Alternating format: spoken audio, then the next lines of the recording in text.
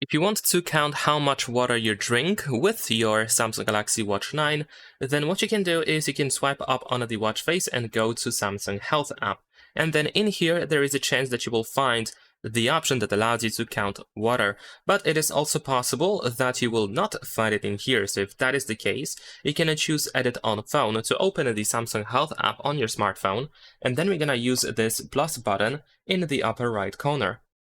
Now in here, in these options, you want to go to nutrition, and then you can find the water widget. So let's say I'm gonna add this 4x2 widget over here. Then we can just leave the addition of the, we can leave editing of the panel of the Samsung Health app. And if we return now to the Samsung Health app, then you will see that now we have the water option. So we can tap over here, and then you should be able to pretty much set the cup size. You can also set the target, and you should be able to count the water, how much you drink water throughout your day.